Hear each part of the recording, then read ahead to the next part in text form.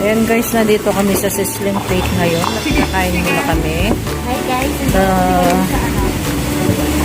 Pipili muna kami ng aming kakainin. Ayan, kasama ko yung aking. Ayan sila. Order muna tayo.